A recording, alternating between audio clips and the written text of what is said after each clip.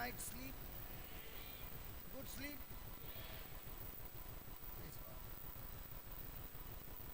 Loving Father, thank you this whole day you have given to us. Thank you, loving Father. Thank you for the past days that you gave us so much new revelations, understanding, revealing to us the truths from your holy scriptures. Lord, help us to grow more and more in your word and transform our lives. Have your way, Lord. We ask you this in the glorious name of Jesus. Amen. Please sit down.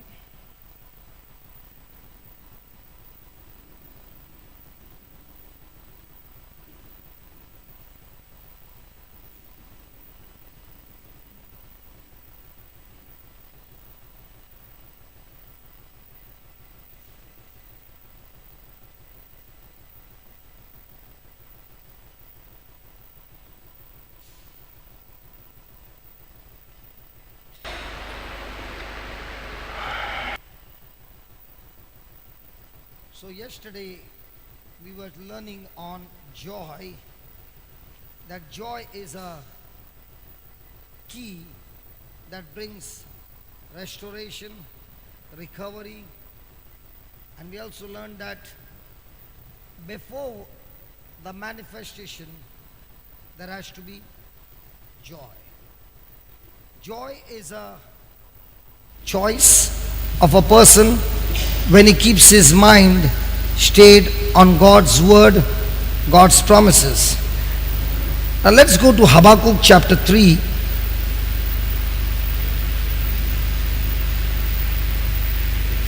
And verse number 17.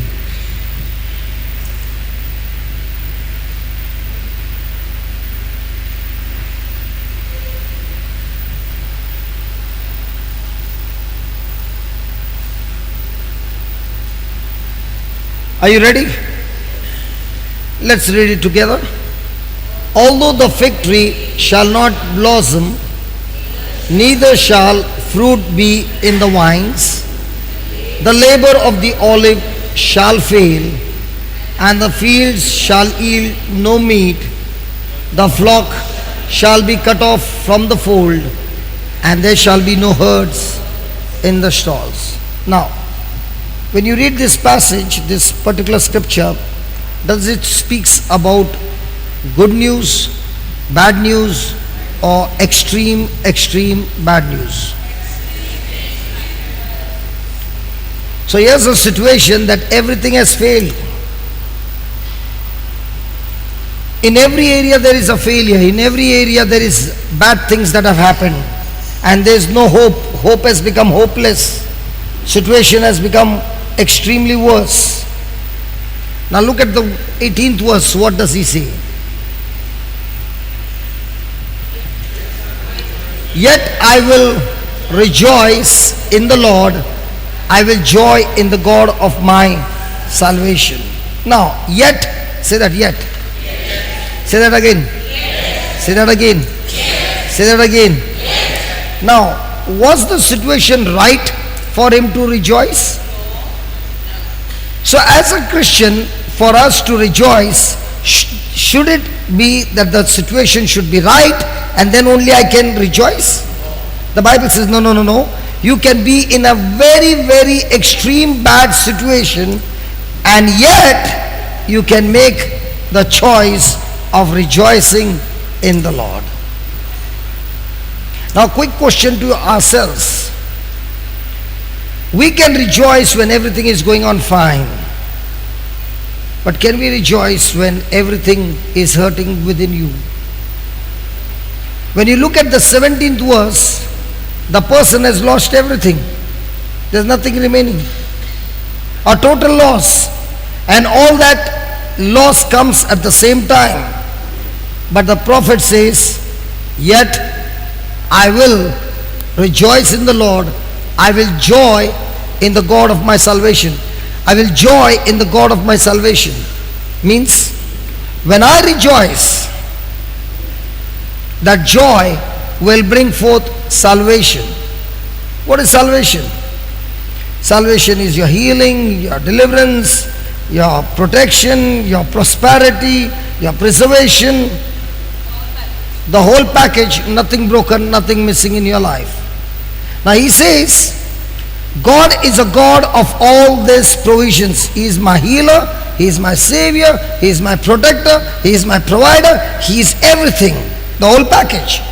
But for God to move and bring those things in my life, I need to open the door with rejoicing.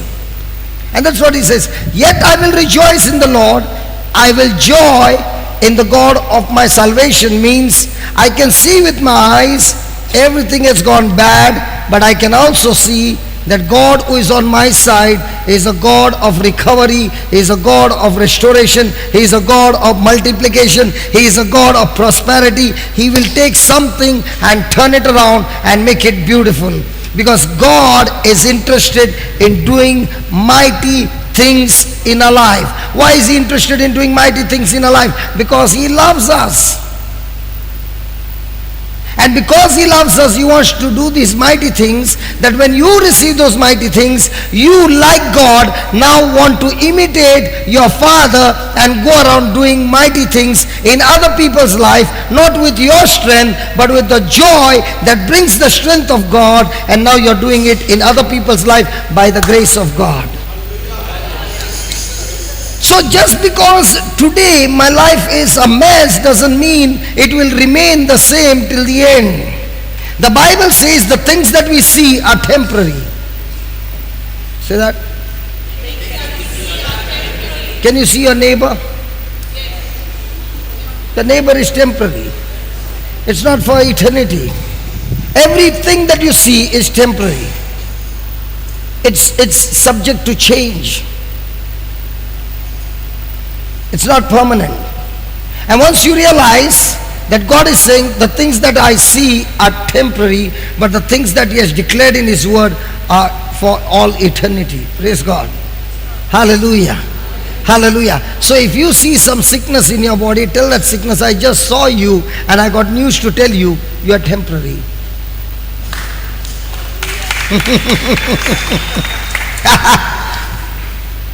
When I was teaching this, one husband went home and told his wife, I just saw your mother.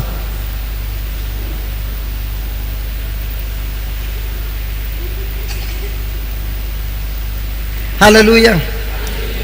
Say, listen, might be today there's a bad situation, and that bad situation might be talking to you, and even when you told everybody good night, that situation is not even giving you a good night.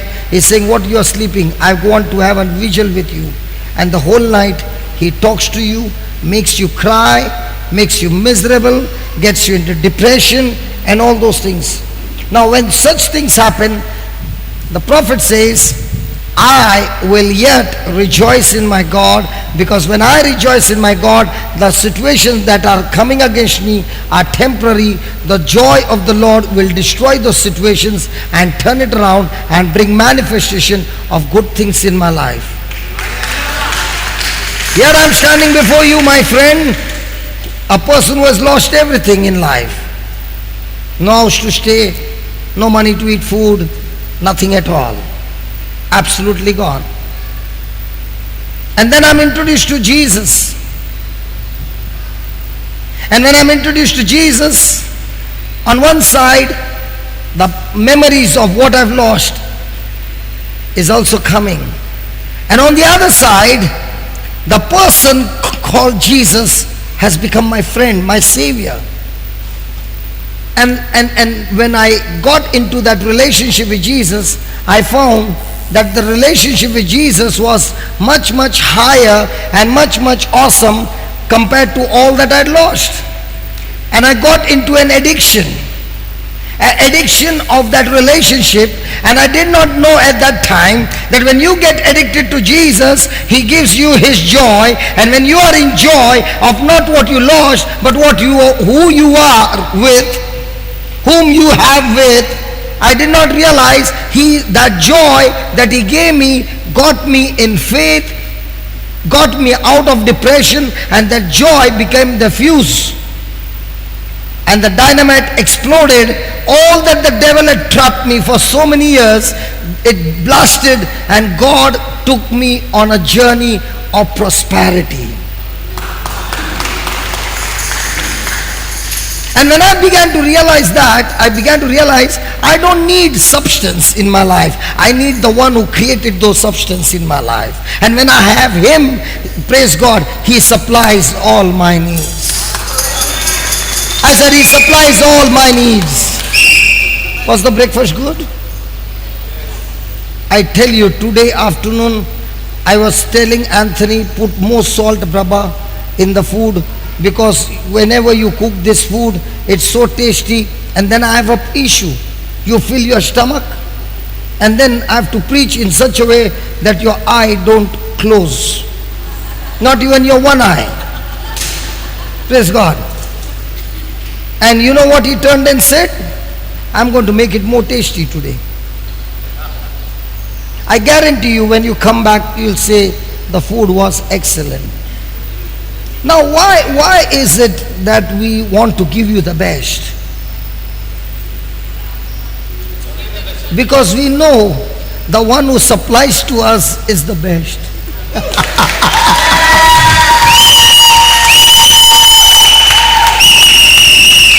We know one thing, that we have a relationship.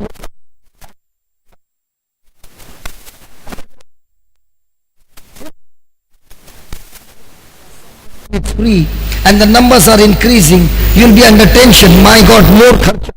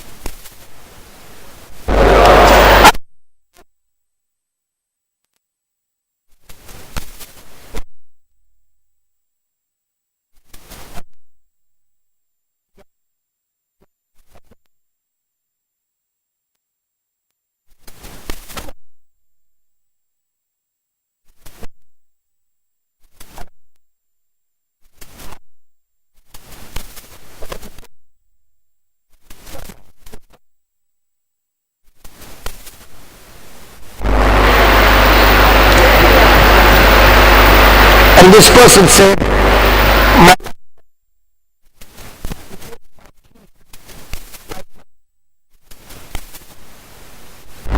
means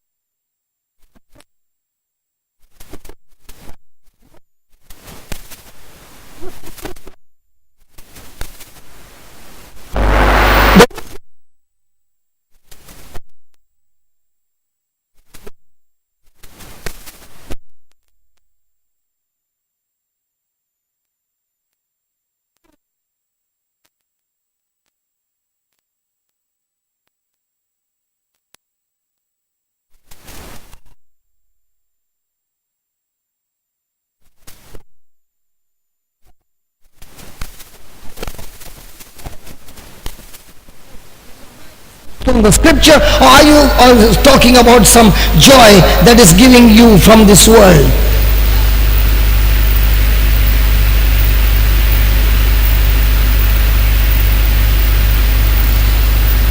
You don't need to be drunk to enjoy. Yesterday we saw some of them going crazy. Even if you take the hardest drink, you don't become like that. And some who are watching were wondering what happening.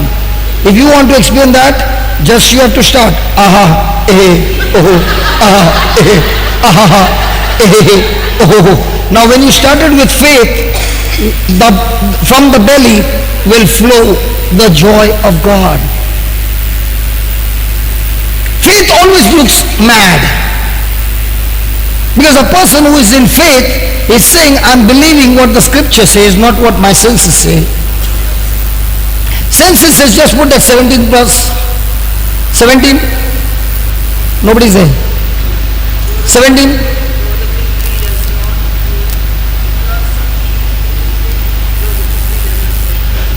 Although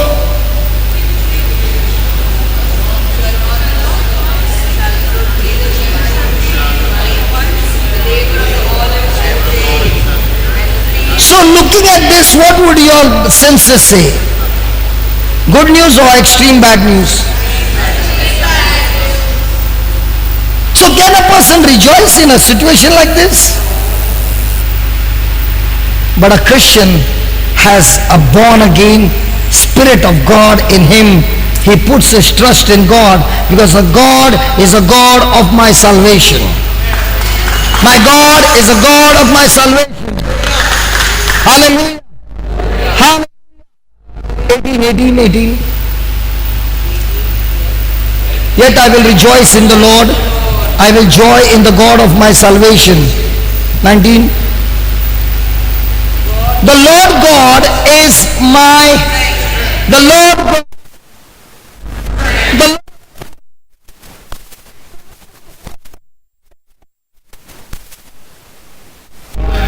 So what is the Lord trying to show you?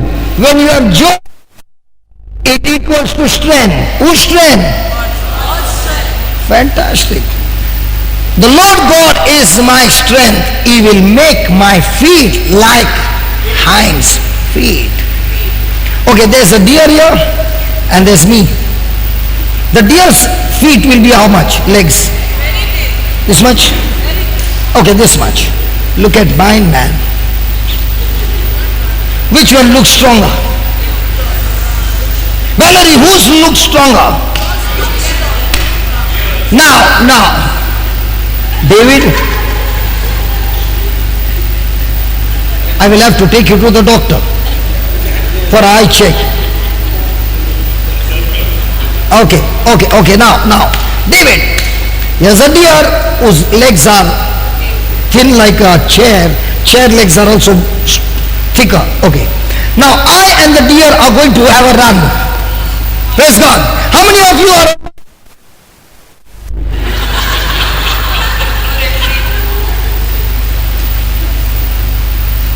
How many of you are on deer side?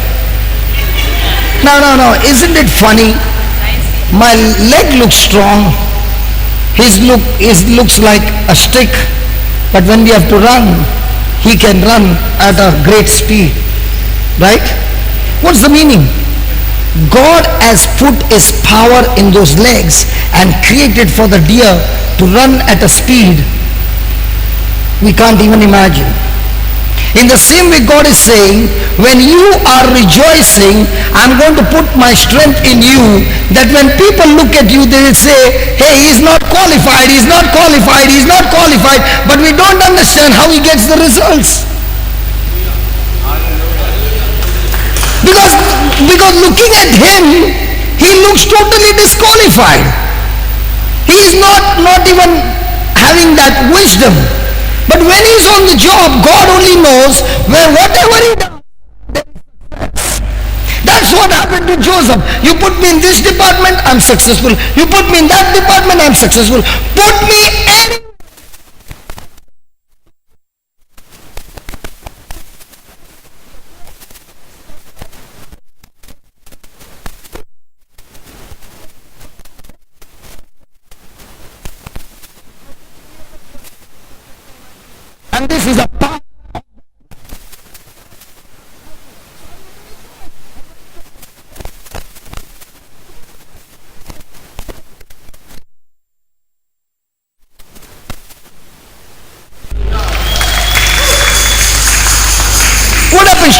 when you are in a particular department and all of a sudden you get a transfer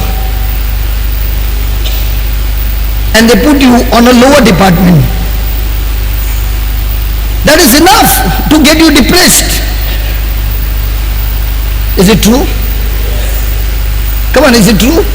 Because for us it is all about status, man. Position, man. And if you are a Christian, man, you are crucified on the cross long time back, man. The day you got born again, you are no longer living, but Christ, He lives in you. So where's your position? Crucified. So who is living in you? Jesus. Have you ever seen Jesus sitting and crying? Or was He joyful all the time? Was He crying? There also He was fighting.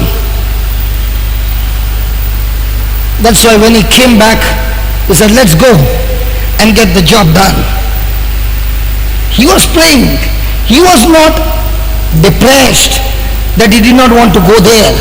He was depressed because when He would be on the cross, He would be separated from His Father. He was not bothered about the beating, the bleeding, the death and all that. No. He did not want to be separated from His Father. That's why He said, my God, why have you forsaken me? So please understand, His eyes were fixed on His Father, and now for the first time in eternity, He's going to be separated from His Father because of our sin. And that is what made Him depressed. But He did not stay there. He came back victorious and He said, God, Father, if that's what you want, that's exactly what you will receive from me. Hallelujah. So are you going to make a choice to rejoice? So I give you all liberty. Listen to this. During the break, trouble people as much as you want. Are you listening? Are you listening?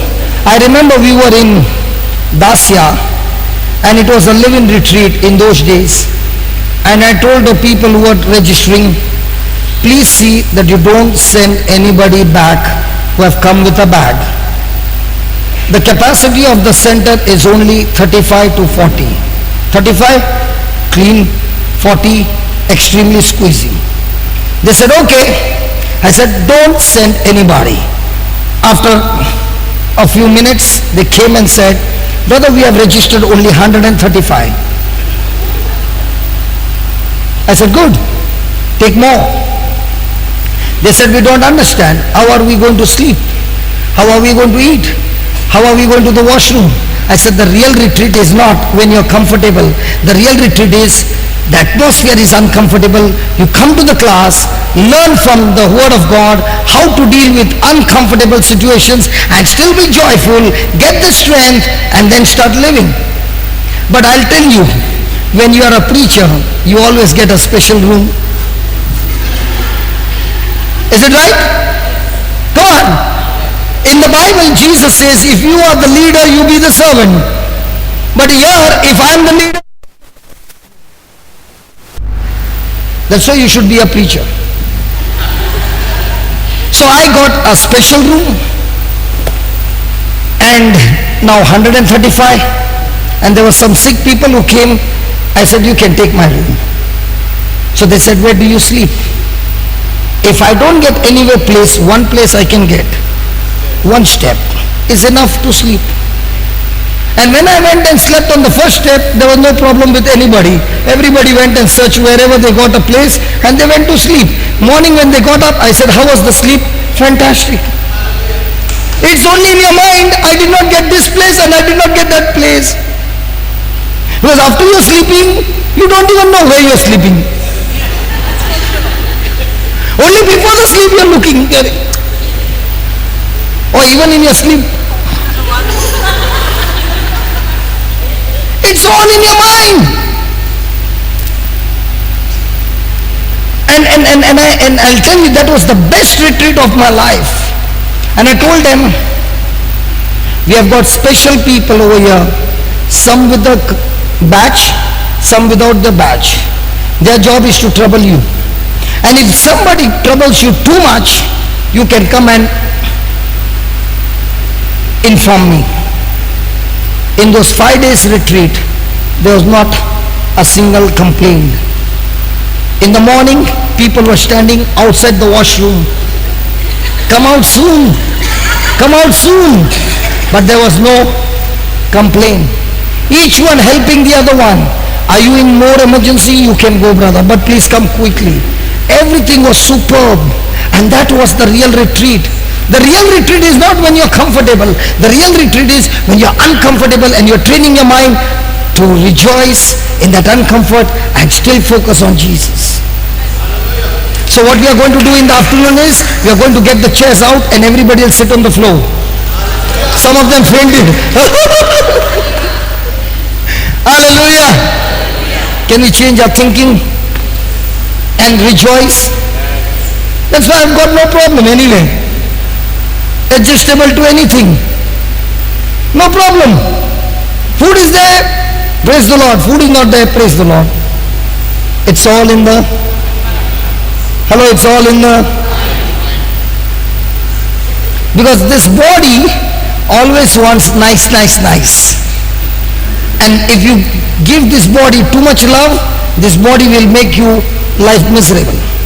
But if you beat that body and bring it to discipline, then you can tell the body, shut up and go to sleep.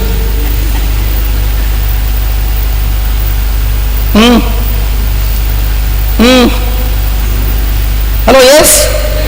See, there are many of you who want hot water, right? I'm getting reports now. We had the retreat, which month? Growth retreat? November. November temperature is good, or now temperature is good? To have cold water? No. In November everybody wanted hot water, and I said, come on, let's play the game. Talk to your mind and say, I am going to take this cold water bath and I will not catch cold or any kind of infection. I will enjoy this bath in the name of Jesus. And everybody started having cold water bath, and some of them, they can't stand cold water. Instantly they will get cold. And they came back and said, now we began to learn to fight, man. I had a cold water bath, nothing happened. If you go with fear, as your mind thinks, so it is. John, correct? We removed the hot water from there and we said, you can still have it. Nobody wanted. And in this summer, some people want hot water. We'll give you. We'll give you. Whatever you want, we'll give you. But you will be the delicate darling all your life. Check it out. You know, some people, they are very hygiene, conscious. Even if they have to eat food, first that liquid will come. Now you don't even need water. And then they will eat food. Why they are doing that? Lot of germs, no? Yeah, a lot of germs. Look at their life. They got more sickness than anybody. You know what? Do you know what? Because they've killed so many germs all their life that they're born.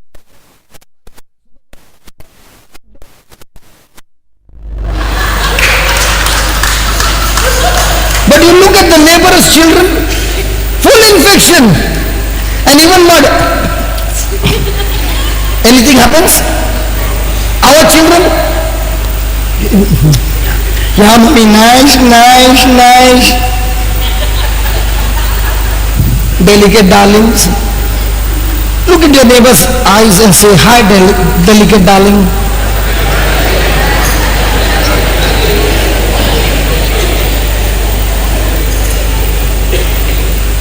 Give your body to fight. Hallelujah. Hallelujah. Thank you, Jesus. He will make me to walk upon high places. There's something called as high thinking and the lowest thinking. What's the meaning of high thinking? Uh, when my mind is thinking on God's word and agreeing to God's word, it's called as high thinking, reaching to high destinations. But when I'm thinking based on my emotions and feelings and all those things that are contradicting to God's word, the most low thinking. And my action will always follow the way I think. So as a Christian, are you supposed to be worried or joyful? So if a person is joyful all the time, is he normal? Yes. If a person is all the time worried, is he a normal Christian? Abnormal Christian? Ask your neighbor, who are you? Before I came here I was abnormal, but thank God now I'm becoming normal. Hallelujah. Thank you, Jesus. Please write down.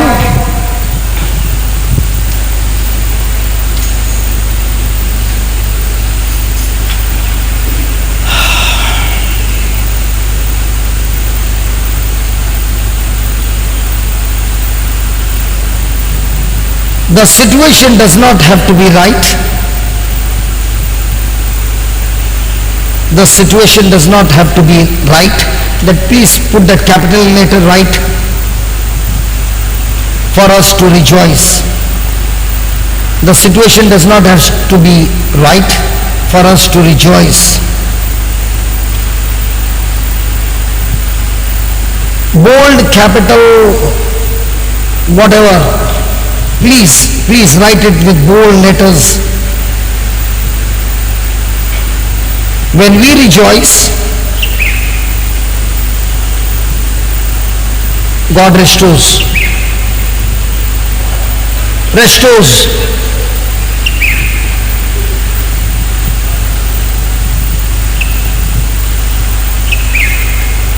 How do you know? Put the 18th verse.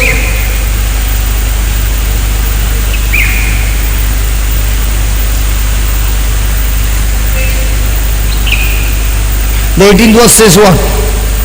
Yet I will rejoice in the Lord. I will joy in the God of my salvation. The Lord God is my strength. So when does he get that strength? Now tell me honestly, when we are going through some situations, extreme negative, is our eyes fixed on God's word or situations? So am I rejoicing or am I depressed? Now when I'm depressed, will I have strength or will my strength be drawn away by the enemy? So even though I'm praying with depression, will there be recovery and restoration? So what is God saying? You want restoration, you want recovery, get your mind on my word. That word will give you the joy, and on that joy you will receive the strength, and not only receive strength, recovery, restoration is guaranteed. Praise God. Okay, let me show you something more. How many of you want your prayers to be answered? One of the reasons why people's prayers don't get answered even after marathon praying, we'll see here. Philippians chapter 1 verse number 12, 13, 14. Just check it out. 12. Philippians 1, 12.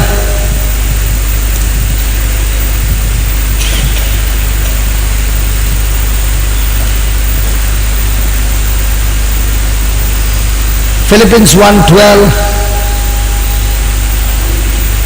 Philippians 1, 12. I'm troubling Nathan. I told you I'm supposed to put pressure, so I've already started putting pressure on Nathan, and he's smiling from there. I lost. Philippians 1, 12. He's still laughing. Okay, give me 11. Okay, 12. But you should understand, brethren, that the things which have happened unto me. Now, Paul is in the prison. Hey, Paul is in the prison. So if he's in the prison, he should be joyful or sad? Now look at him, what he's saying. I would that you should understand, brethren, that the things which happened unto me have fallen out rather unto the furtherance of the gospel. 13. So that my bonds in Christ are manifest in all the palace and in all other places. Now, Paul has been put in the prison, is guarded by soldiers. Now,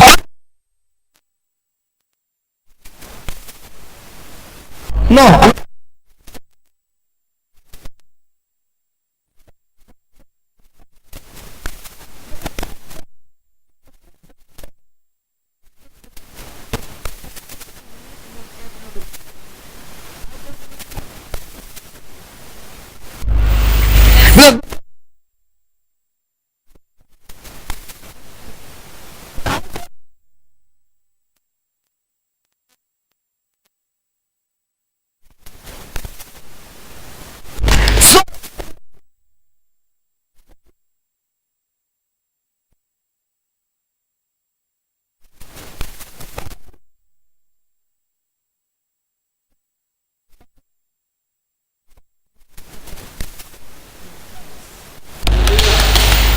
What would you say?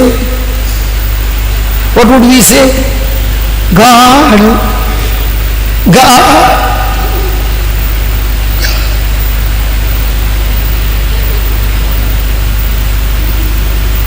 Look at Paul. Then, 14. And many of the brethren in the Lord, waxing confident by my bonds, are much more bold to speak the word without fear. See, listen, the leader is gone in, but there's a guy, and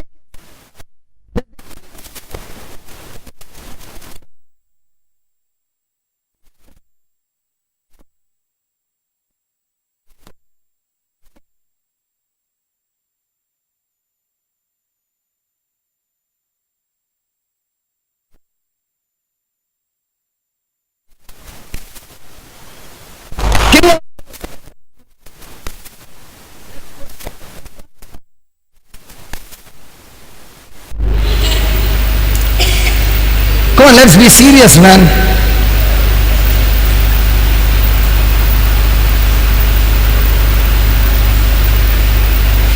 "15.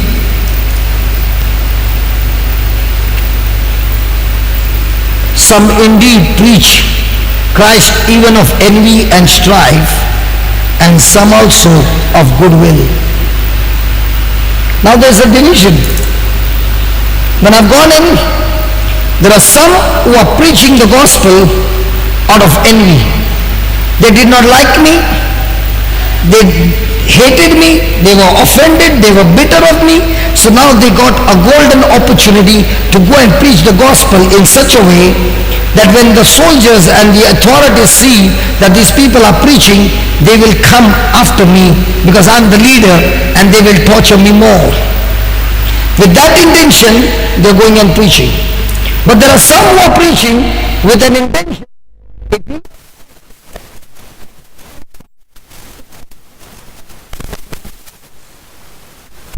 So now, with different motives. Are you listening? Then, 16. The one preach Christ of contention, not sincerely, supposing to add what? Affliction to my bonds. So they are going to cause more trouble to me. 17. But the other, out of love, come on. First of all, I'm in the prison. My ministry is over. I'm going to face a death sentence. I'm tortured, and now these people are torturing me more by with their wrong heart condition. Paul should have been sitting and crying, but look at what Paul is doing. Look at that. 19. For I know, hey, you went very further. 18. What then, notwithstanding, every way, whether in pretense or in truth, Christ is preached. Whether, notwithstanding every way, whether in pretense or in truth, Christ, Christ, Christ, Christ, Christ. Because Christ is preached,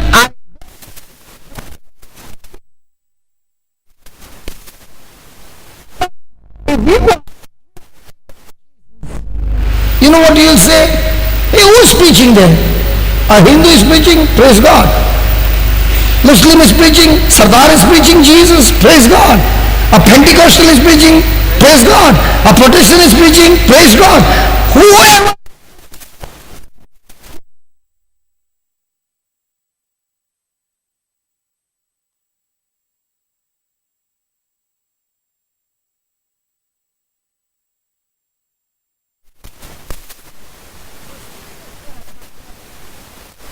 bring division. The Spirit of God leads us to Jesus. There's no competition in God's kingdom. And that's what Paul says. I don't want to see who they are. I don't want to see what intention they're preaching. I'm interested in one thing. If they are preaching Christ and bringing salvation to those people who don't know Jesus, I will rejoice in the Lord. I will rejoice in the Lord. Now so many spirits inside is screaming inside you.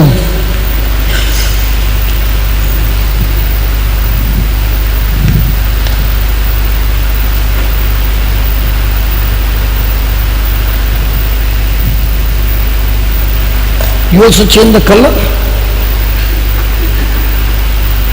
Nathan also is excited. He changed the color. All the scriptures were in white. Now he says this one is a highlighted scripture. I will yet, I therein do rejoice.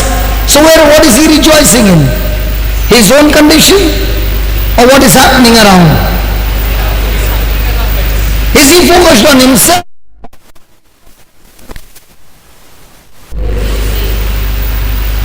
What are you looking at?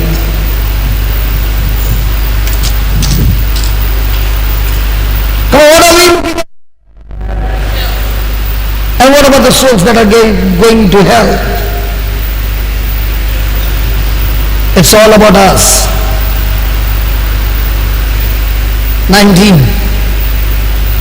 For I know, say that I know. Say it again. For I know that this shall turn to my salvation through. Now here is the word clearly saying, Paul is saying, I know that this will turn into my deliverance. I know this will turn into my victory.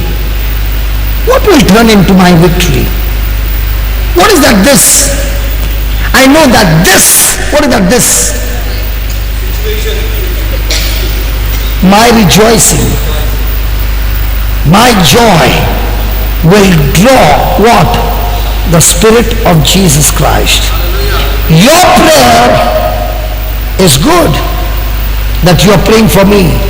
But if I'm not rejoicing, I just short-circuited your prayer. Let me prove it to you. Let me prove it to you. Jesus is preaching on sower and the seed. In Mark 4, then he goes into the ship and says, let's go to the other side. There's a storm. He deals with the storm. Everything is calm. He reaches the other side. There's a man with a demonic spirit. He casts out the spirit. The man is healed. He comes on to the other side. Jairus' daughter is on the point of death. There's a woman with the issue of blood. She gets healed. Jairus' daughter gets healed. Now with all that beautiful ministry, he comes to his hometown in Nazareth. Now he's preaching over there. He wants to bless his people. But are his people rejoicing or offended? The Bible says, let's put that, let me show you that. Mark 6, I think it's 6, 7, 8, just see. Good. Then, no, he could not heal. Just see that scripture, where it is 5. 5. Jesus could there do. You mean to say Jesus had no power, huh? Hey, you mean to say Jesus had no power? Hey, Jesus had no power. Yeah. But what?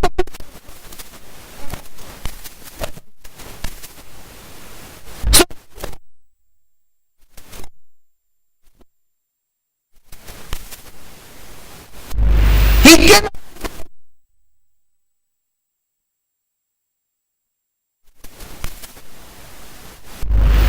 So just because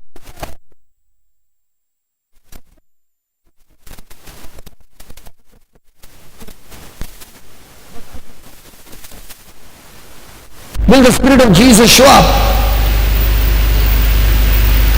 Come on, talk to me. So is joy so very powerful? And for that joy, it's my decision. It's my option. I can be sorrowful, worried, bitter, offended, too. No matter what is, I fix my eyes on the Lord and I rejoice.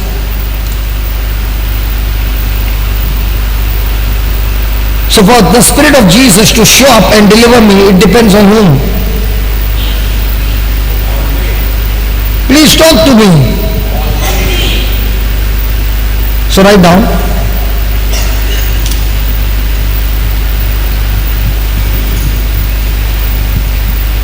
The Lord God is my strength. The Lord God is my strength. Illustrates, the Lord God is my strength, illustrates the relationship. The Lord God is my strength, illustrates the relationship between joy and strength. Between joy and strength.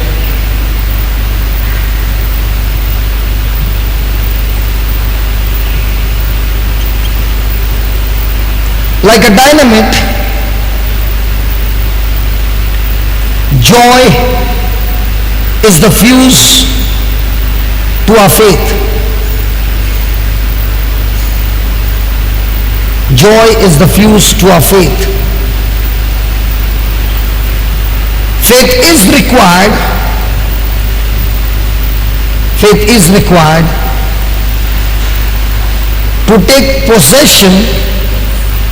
Faith is required to take possession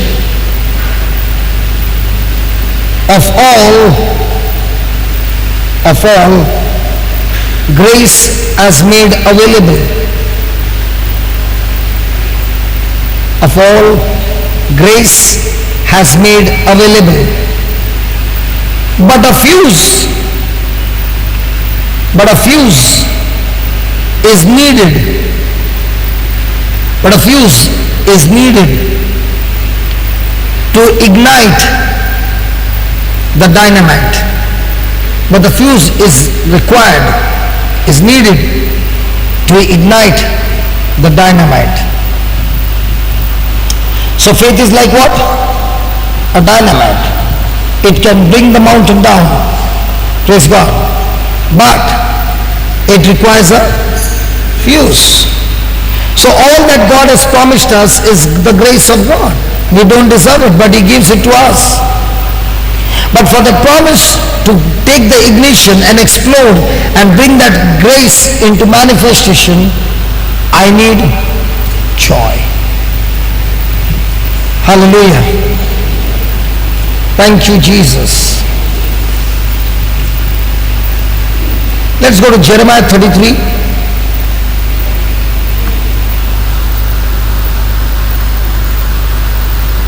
verse number 9.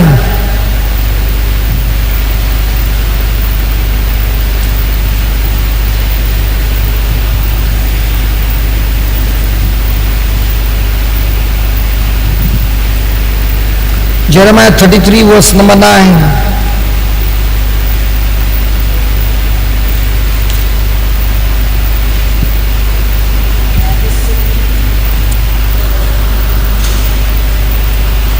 Now Nathan is saying, let me put a test on you, brother.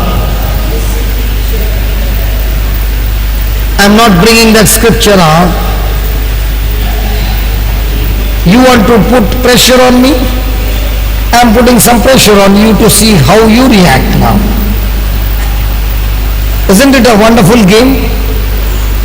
So we have some players that play the game with us every day, are putting some pressure on us. So shall we play the game or be depressed in this game? Huh?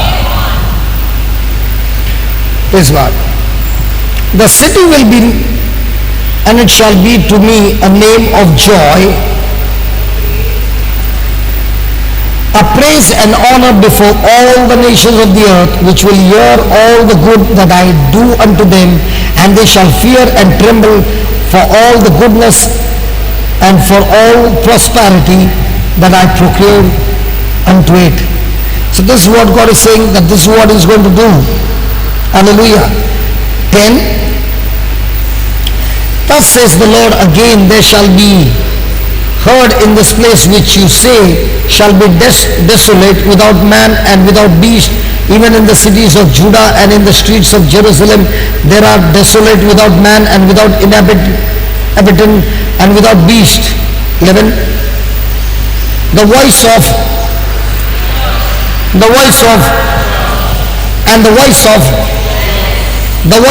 bridegroom and the voice of bride, the voice of them that shall say, praise the Lord of hosts, for the Lord is good, for His mercy endureth forever, and of them that shall bring the sacrifice of praise into the house of the Lord, for I will cause to return the captivity of the land as at the first, says the Lord. Now, in this scripture we find that there has been extreme destruction.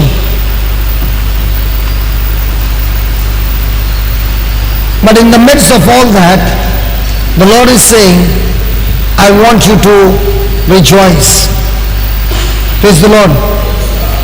When a situation like this happens, that there is no man, no woman, no inhabitants, no beast in the land, it's all got destroyed. In a land like that, can you rejoice or can you complain? What would be natural for a person who is experiencing this? Complaining, crying, being sad. So I want to tell you, a person who is complaining, murmuring and is sad, you are wasting your time. Because if that time is used to rejoice, then your breakthrough is. But if you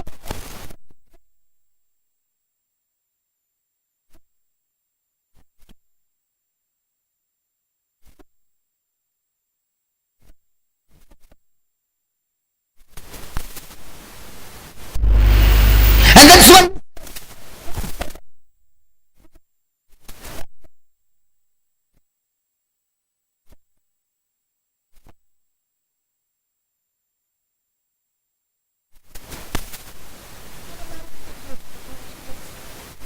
what's the God saying?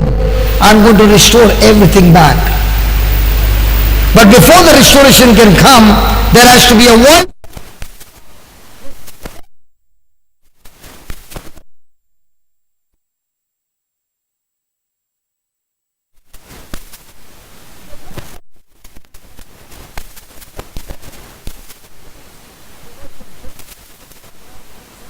Bad news. And all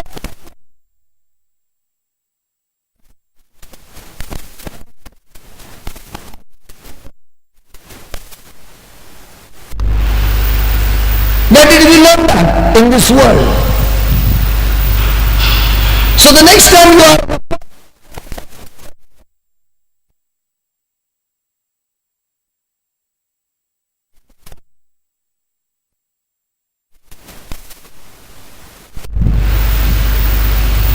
Please write that. It is tempting to murmur.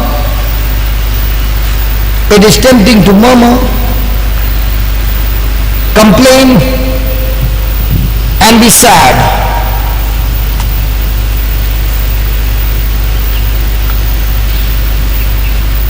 But this is waste of time. But this is waste of time.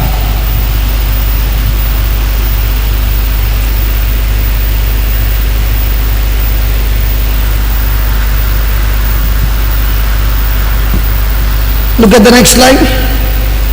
Praise the Lord of hosts, for the Lord is good, for his mercy endureth forever, and of them that shall bring.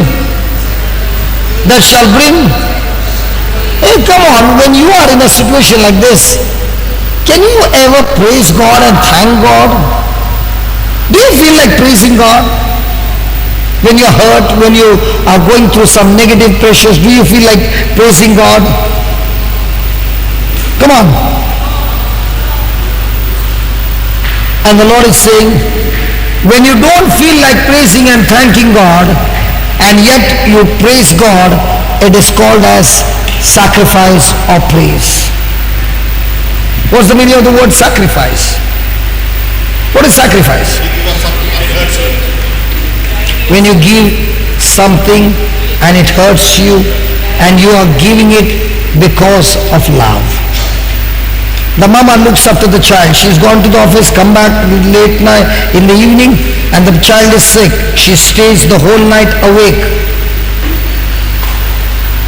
putting the wet cloth on the forehead after every interval. Why? What is she doing?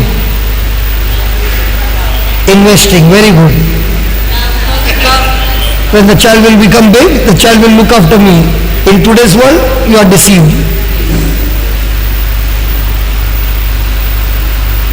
The world is teaching you how to make everybody sacrifice for you.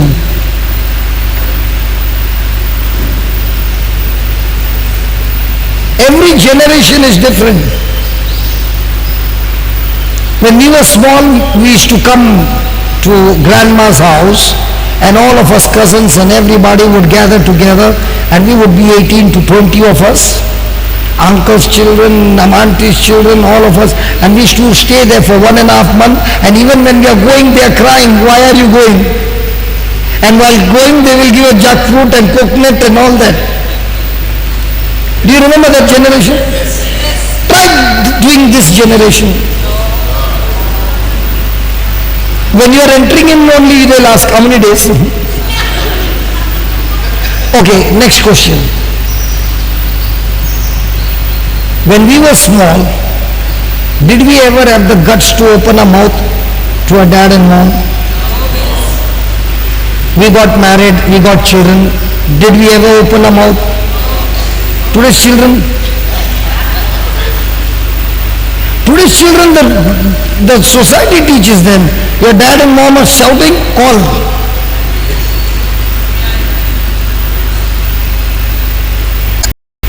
The world is teaching authority, not love.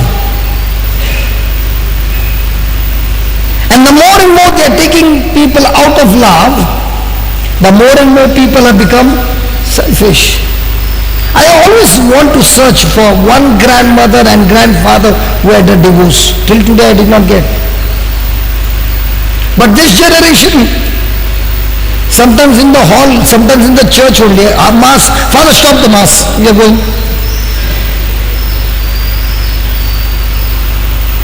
But during that time there was no divorce. Grandma and grandpa. Grandpa was a good man. And during that time, grandma had only one child. One dozen, yeah, that's what I'm saying. John, you interpreted right. Now these mamas have got what? One or two already? Khalas. Some of them 15, 18 children. Still the grandma is still today strong man. Is it right or wrong? Tell me, talk to me, yeah. Talk to me. And let's say grandpa, he became the engine, pulled up.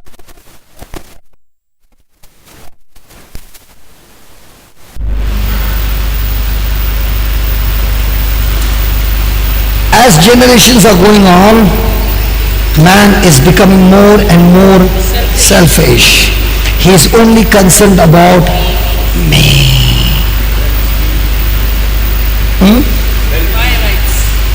Now selfie.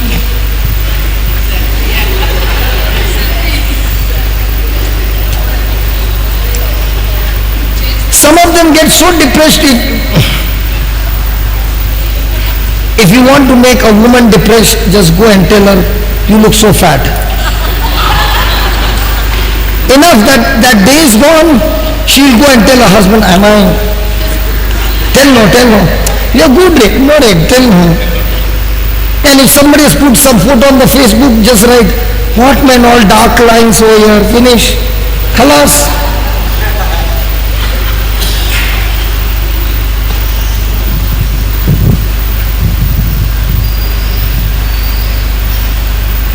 But nobody is saying dark lines over here, man.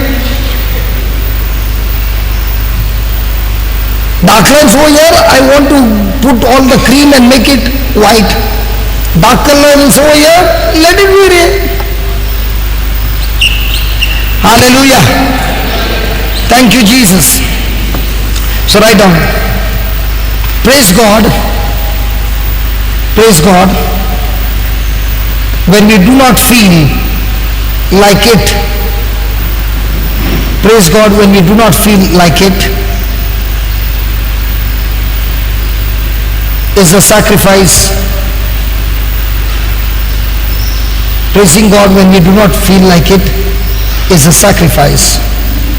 When we do this, when we do this, He promises to restore. He promises to restore.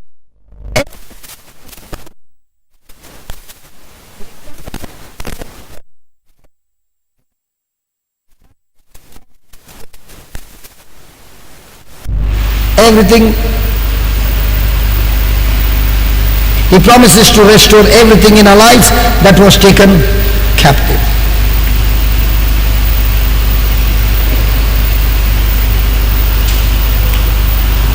Hallelujah. So is it good to be rejoicing all the time or depressed? Is it going to bring restoration?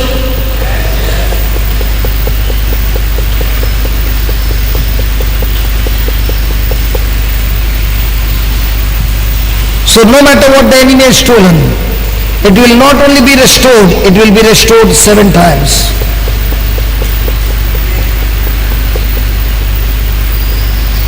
No, it's good to praise the Lord, but it is extremely good to praise the Lord when you are under pressure and you are in pain. Right now, joy escorts us. Joy escorts us, or joy takes us to the place of rest. Joy takes us to the place of rest and delivers us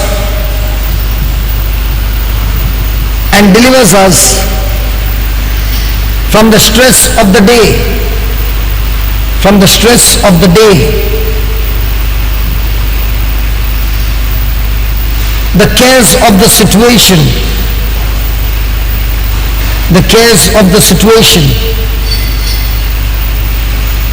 and the worries of the circumstances,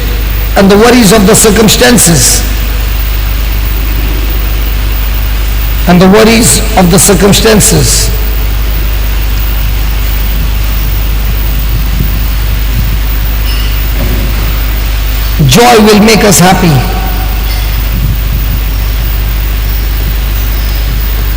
Joy will make us happy.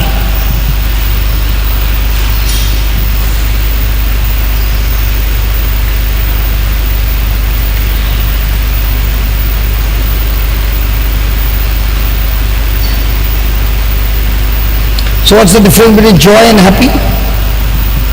You wrote yesterday. Happy is what?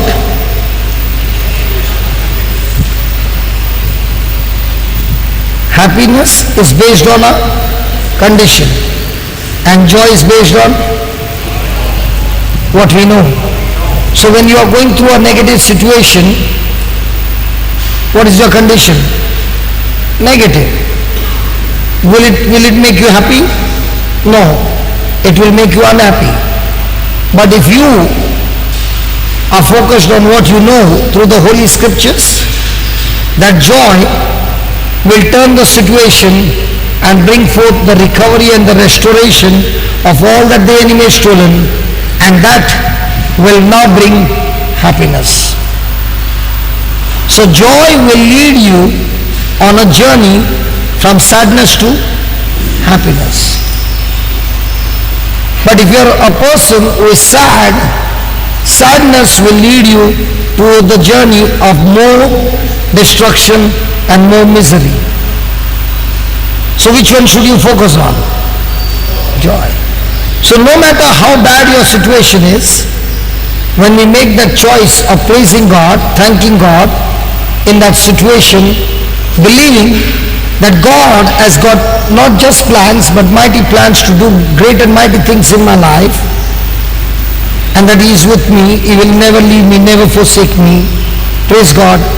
That joy will lead to happiness. Praise the Lord. Hallelujah. Thank you, Jesus. Thank you, Jesus. And Nathan, can you put that video of Bob? You got the video of Bob?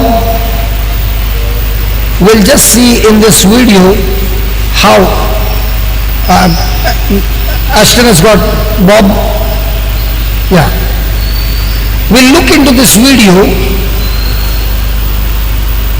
We'll look into this video how a person's marriage is destroyed, and how even in the midst of that destruction he finds joy, and how that joy takes him into supernatural manifestation of God's glory. This is practically, we will see a few testimonies. Even in the afternoon we'll get some testimonies, so that with testimonies it will help us to see how people could have got destroyed, but they did not take their sadness and sit down, but they turned their sadness over to God and kept focusing on God and His promises, and everything changed. 1 minute. Yeah, put it on. Yeah. Go ahead.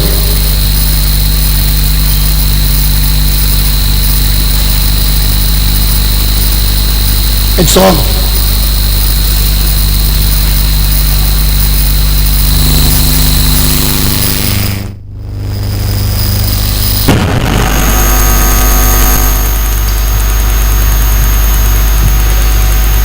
Completely enthralled by Start from Stayed with Bob because he loved God. I felt like I want a marriage like that when I grow up. I want a marriage like that when I grow up. we loved doing life together. We loved our children. We loved everything that we did.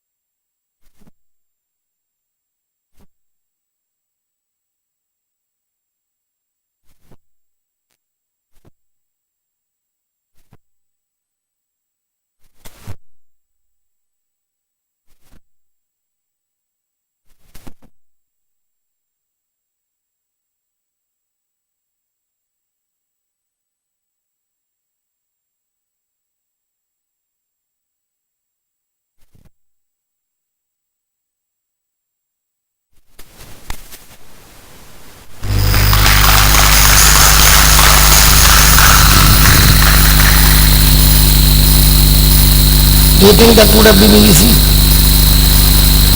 It has to be the grace of God.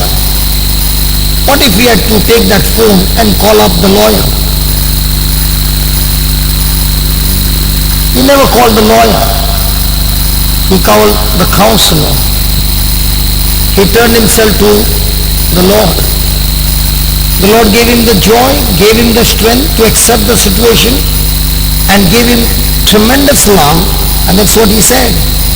The love that I've experienced in this situation, I'm the most happiest person. And the baby that God has given me is the most beautiful gift that He has given me. Now this is agape love. And the wife? I've received Jesus and He lives in me. He took my shame, He took my sin. I don't get what I deserve, but I get what He deserved because He lives in me. And that's amazing love.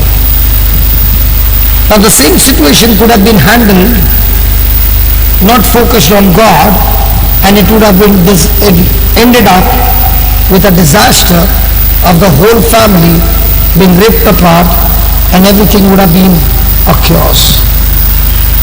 So we all go through different situations. And in the situations when we go, we make choices. And here is God saying, even if your situation has gone bad and you are the person who did it bad and you planted the wrong seeds, don't give up hope. If you can turn to me and rely on me and depend on me and focus on the promises that I've given you, start rejoicing. I will turn it around and bring forth the manifestation. Can we give the Lord a big hand of praise for that?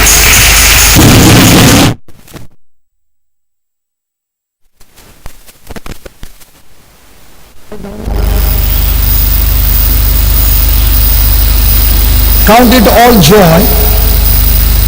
Count it all joy when you fall into diverse temptations. When you fall into diverse temptations. The trying of your faith works patience.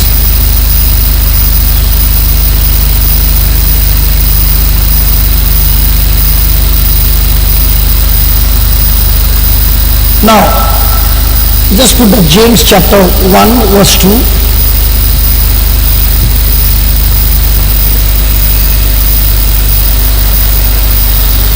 It's James 1, it's James 1, 2 and 3 and 4, okay? Okay, let's read it. My brethren, count it all joy when you fall into. Now did he say count it all joy when everything is going perfect? Did he say count it all joy when everything is good on your side? He never said that. Which one do we count it all joy? When things are good or when things are gone bad? When are you joyful? When things are good or bad? Good. But he did not say count it all joy when things are perfect and good and everything in your favor. He said count it all joy when things are extremely bad, when you are in your trials, temptations, tribulations, pain, suffering. During that time, count it all joy. Do we do that? And because we do not do that, we do not reach the last. Just give me the third verse. Fourth verse. I like the last two words. Read the last two words. Please read the last two words. Come on, read the last two words.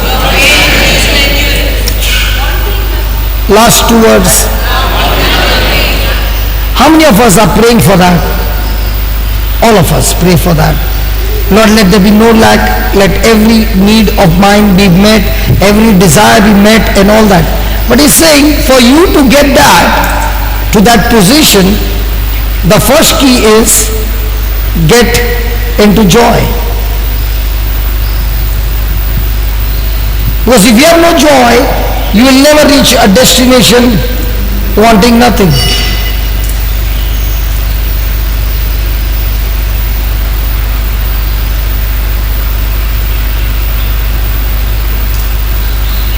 But we are doing the other way around. When everything is good, I am joyful. When everything goes bad, I am sad. And God says, no. When everything is going bad, I want you to be joyful, because with that joy, your faith will be tested. And when your faith will be tested, joy will give you the strength to remain in faith, and that's how you'll grow patience. And only when patience has its perfect work in you, you will reach a destination lacking in nothing. So for you to start to that destination called lacking in nothing, the first key is be joyful in all situations. Can you imagine? Joy has got so much of power that it can bring you out of any kind of bad situation and turn it around and reach you to a position you lack nothing.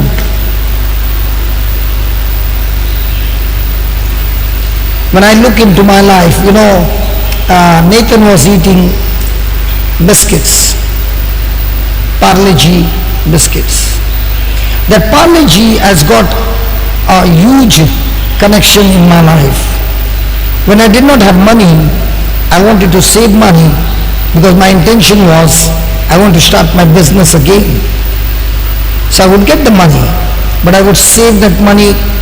And you know what was my lunch? Either it was vada pav, omelette pav, or this biscuit. It was 5 rupees biscuit at that time, the big packet, not the small one, the big one. And I used to take 1 or 2 packet, 10 rupees, take a glass of water, dip 2 biscuits in that water and eat it. The energy has come, get into the factory and start working again. Now during that time, if anybody has to say, you will reach a position in the future where you lack nothing. God will provide you so much that you will never be broken a single day in your life. If somebody had to tell me when I'm eating those biscuits, I will say, what lies are you talking about? But 19 years later on, when I look what journey the Lord brought me, it's amazing. Even though having lost everything, I could be sitting there and crying, and I went into depression. But after meeting the Lord, I made a decision to be joyful all the time. He's on my side. He's going to teach me. And the same business which did not work now started to work.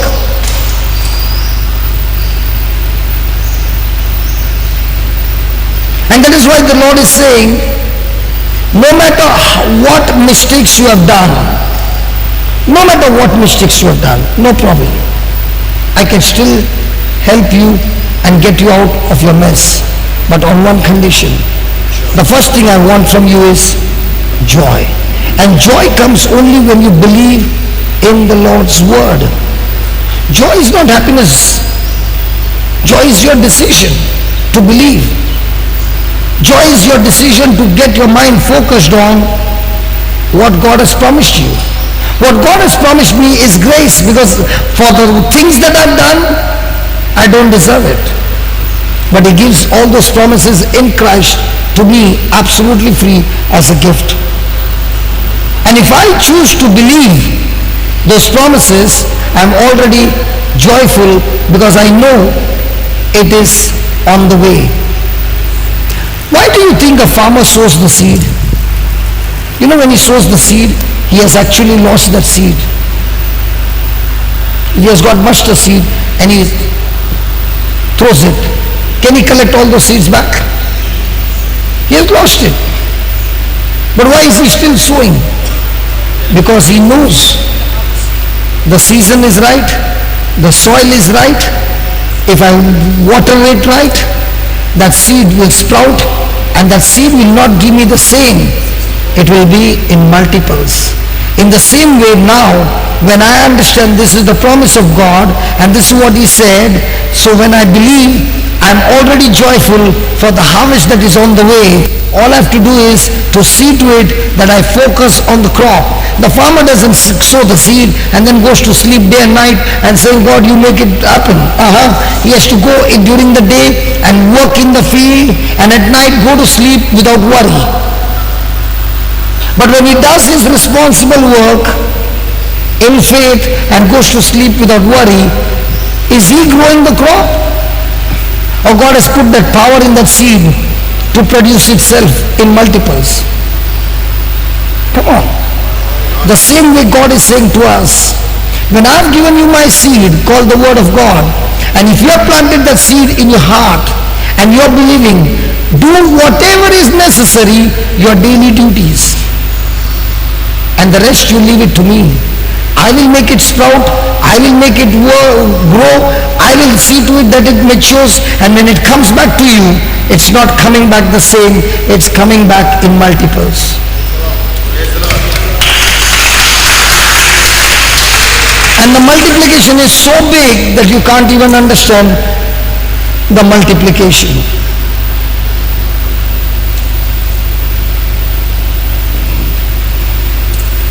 So are you a person who is fluctuating in your moods?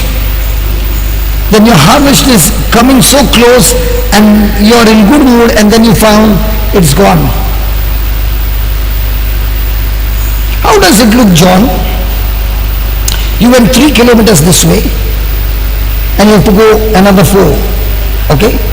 And then after 3 kilometers you took a U-turn and you went 10 kilometers this way, and then you came again 3 kilometers, 4 kilometers, took another U-turn and you went there. Your destination was here. Now where do you think you are going? Extreme opposite. So when you're sad, my friend, you're not going to the destination called lacking in nothing, but you're going to the destination called lacking in everything.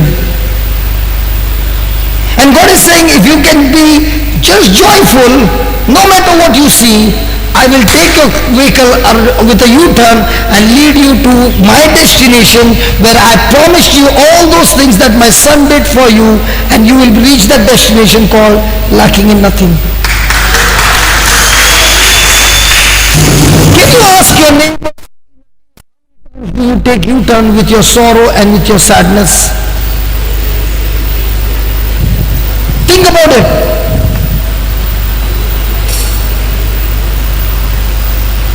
Hey, come on, think about it. And then you are blaming God and saying, God, I fasted, I prayed. He said, listen, that prayer and fasting should bring you to joy.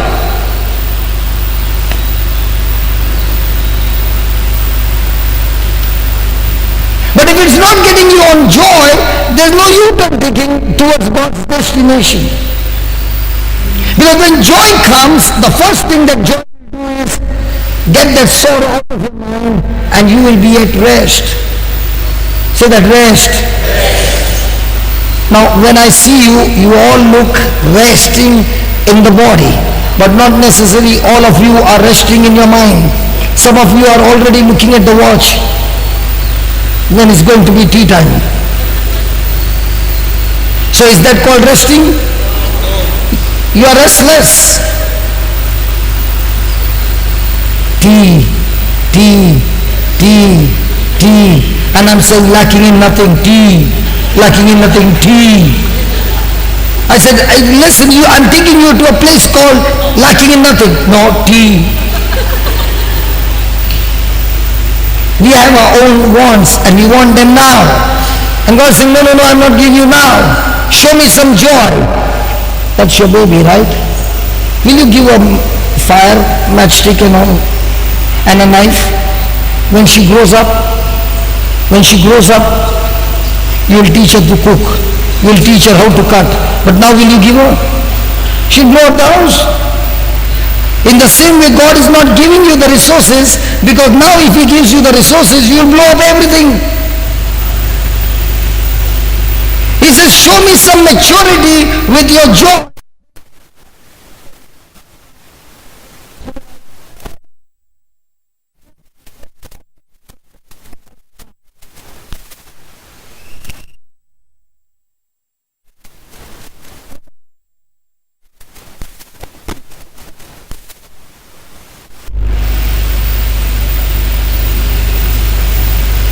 still don't get distracted. What man, with everybody who's sitting next to you, you are going on talking?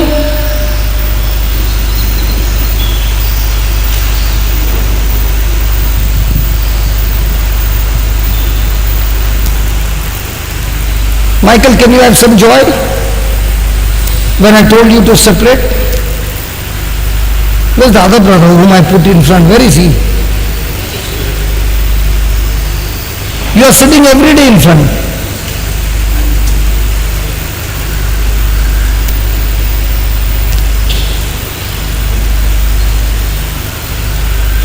Marina, listen, she is a witness. Sit down, sit down, sit down.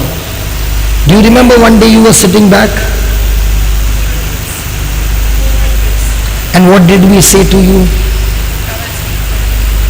Now, from the time when I said, might be you must have got hurt, I don't know. But from the time you came and sat down there, has it profited you?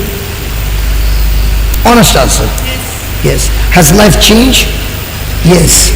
Because when you sit behind, no, you not only see me, you see all others what they're doing. Because the focus is wide angle. But when you are in front, you don't even know what's happening behind. If I'm more interested, I don't want to sit behind. I want to get every stuff what God is talking about. And when you are in,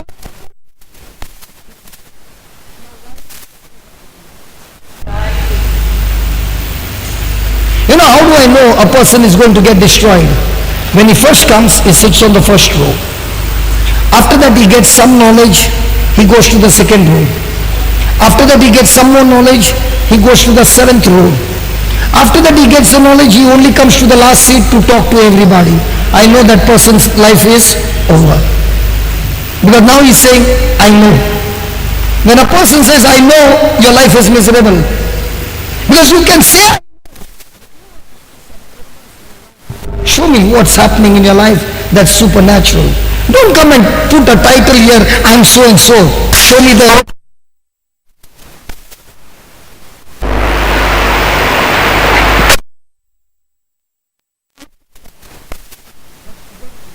title is there and there's no manifestation. You are a fake man.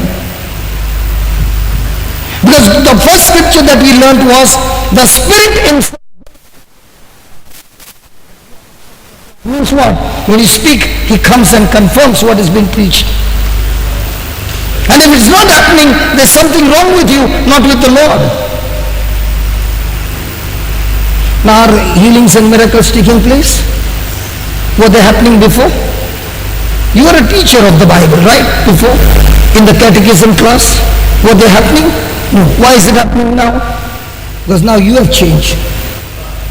You can have a big title, man, but nothing.